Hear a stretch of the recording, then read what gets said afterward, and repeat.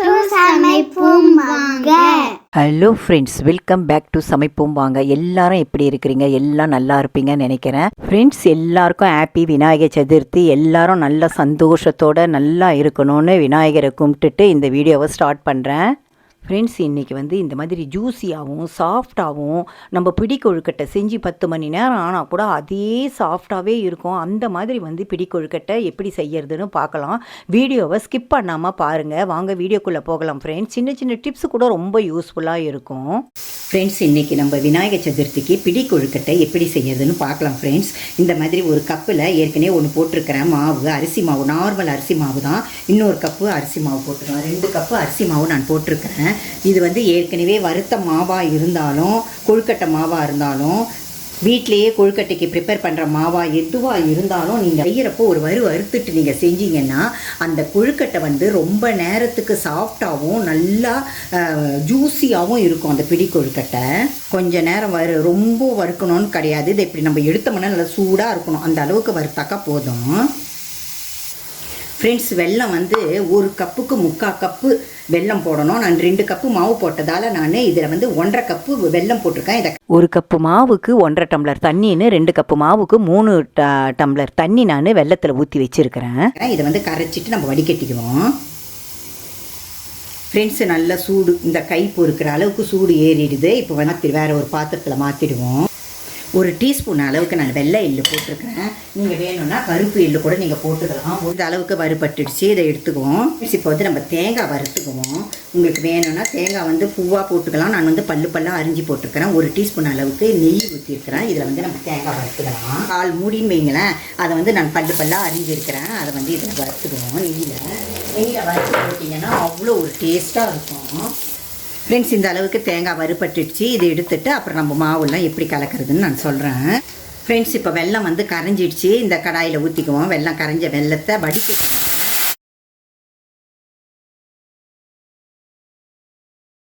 இதில் 1 டீஸ்பூன் அளவுக்கு நெய் ஊற்றிங்க. நெய் ஊற்றி நீங்கள் செஞ்சீங்கன்னா மாவு போட்டு கலக்கினீங்கன்னா அவ்வளோ ஒரு சாஃப்டாக இருக்கும். 10 மணி நேரம் ஆனாலும் உங்களுக்கு அந்த கொழுக்கட்டை காயவே காயாது, சாஃப்டாகவே இருக்கும். நீங்கள் ஒரு 1.5 டீஸ்பூன் கிட்டத்தட்ட ஏலக்காய் போட்டுங்க. இந்த கொதிக்குது பார்த்தீங்களா? இப்போ சிம்மில் வச்சுட்டு கொஞ்சம் கொஞ்சமாக மாவு போட்டு கலக்குவோம். கொஞ்சம் கட்டி இருக்கிற மாதிரி தான் தெரியும். அப்போ நம்ம கலக்க சரியாயிடும். நல்லா கலந்து விடுவோம். இப்படியே நல்லா சொயண்டு வரணும். இப்போ தேங்காயும் எள்ளும் வறுத்து வச்சுருக்கோம் பார்த்தீங்களா? அதையும் இதிலே போட்டுடுவோம். இப்போ கலக்குவோம். ஃப்ரெண்ட்ஸ், இப்போ மாவு நல்லா வெந்துடுச்சு. ஈரக்கை வச்சுட்டு இதை இப்படி தொட்டு பாருங்களேன். நல்லா இதுவாக இருக்குது பார்த்தீங்களா? ஒட்டவே இல்லை. இப்போ நல்லா மாவு வெந்துடுச்சு. இதை அப்படியே நம்ம ஒரு 5 நிமிஷம் 10 நிமிஷம் வச்சிடுங்க. ஸ்டீம் பண்ணுற பிளேட் இருந்தாக்கா இதில் வச்சு இந்த மாதிரி க்ரீஸ் பண்ணிங்க நெய். அப்படி இந்த மாதிரி பிளேட் உங்ககிட்ட இல்லைன்னா நம்ம நார்மலாக இட்லி வேக வைக்கிறோம் இல்லையா, அந்த இட்லி தட்டில் கூட நீங்கள் செஞ்சுக்கலாம். இந்த மாவு வேக வச்சுருக்கோம் பார்த்தீங்களா? கொஞ்சம் நல்லா நம்ம கையில் இப்படி நல்லா பிணைஞ்சிக்கணும். ஃபஸ்ட்டு இந்த மாதிரி நல்லா பிணைஞ்சிங்க. அப்போ தான் உங்களுக்கு நல்லா சாஃப்டாக இருக்கும். 10 மணி நேரம் 12 மணி நேரம் ஆனால் கூட நீங்கள் செஞ்ச உடனே எவ்வளோ சாஃப்டாக இருக்குது பிடி கொழுக்கட்டை, அதே மாதிரியே உங்களுக்கு இருக்கும். மறுநாள் இருந்தால் கூட அதே மாதிரி தான் இருக்கும். ஃப்ரெண்ட்ஸ், இந்த மாதிரி நெய் தடவிட்டு சின்னதாக அழகாக எடுத்து இதை பாருங்களேன். இதோ இப்படி வச்சிக்கின்னு இந்த விரலை இப்படி பதிய வச்சு அதை பார்த்திங்களா அழகாக இப்படி பிடிக்குது பாருங்களேன். அப்புறம் நம்ம இதே மாதிரி சின்ன சின்ன உருண்டைங்களாக எடுத்து இந்த மாதிரியே நம்ம பிடிச்சிக்க வேண்டியதான். அதுக்கு தான் பிடி கொழுக்கட்டைன்னு சொல்கிறது தான் பாருங்கள். அதை இப்படி பிடிக்க வேண்டியதான். இந்த 3 விரல் பதியணும். அவ்வளோதான் ஃப்ரெண்ட்ஸ். நீங்கள் இந்த மாதிரி அச்சு இருந்தால் கூட நம்ம பூர்ண கொழுக்கட்டைலாம் செய்வோம் பார்த்தீங்களா? அந்த மாதிரி அச்சு இருந்தால் கூட இந்த மாதிரி இது நெய்யை க்ரீஸ் பண்ணிவிட்டு இதில் நம்ம இதே மாதிரியே போட்டு நம்ம அது கூட செய்யலாம். அழகாக உங்களுக்கு வரும் பாருங்களேன். இதை பார்த்தீங்களா? அழகாக நம்ம இப்போ எடுத்துட வேண்டியதான். இதை பாருங்கள். உங்களுக்கு இந்த மாதிரி ஷேப் வேணாலும் நீங்கள் செஞ்சுக்கலாம். உங்கள் இஷ்டம்தான். இந்த 2வதும் நான் செஞ்சுருக்கிறேன். இதே மாதிரியே நம்ம பிடி கொழுக்க வேணும்னாலும் இந்த மாதிரி வேண்டும்னாலும் இல்லை நீங்கள் உருண்டையாக நீங்கள் செஞ்சு அப்படியே கூட வேக வைக்கலாம். இந்த மாதிரி சின்ன சின்ன உருண்டைங்களாக செஞ்சு அதை கூட நீங்கள் போட்டு அழகாக வேக வைக்கலாம்.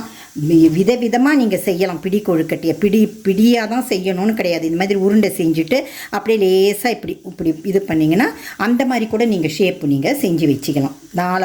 நிறைய ஷேப் செஞ்சு நம்ம அழகாக சாமிக்கு வச்சு படைச்சா அதுவே ஒரு திருப்தியாக இருக்கிற மாதிரி இருக்கும். இப்போ எல்லாத்தையும் நம்ம செஞ்சுட்டு பார்க்கலாம் ஃப்ரெண்ட்ஸ். ஃப்ரெண்ட்ஸ் இந்த அளவுக்கு நல்லா கொதி வந்துடுச்சு. கொழுக்கட்டை நம்ம செஞ்சு வச்சுருக்கோம் இல்லையா, அதை நம்ம வச்சுடுவோம். இந்த மாதிரி தூரமாக வைங்க, ஒன்று மேலே ஒன்று வச்சுடாதீங்க, அப்படியே ஒட்டிக்கும். ஃப்ரெண்ட்ஸ் இது வந்து 7லேருந்து 10 நிமிஷம் வெந்தால் போதும், ரொம்ப வேக வைக்காதீங்க, ஆடாகி போயிடும். 10 நிமிஷத்துக்கு ஆன உடனே நம்ம நிறுத்திட்டு பார்க்கலாம்.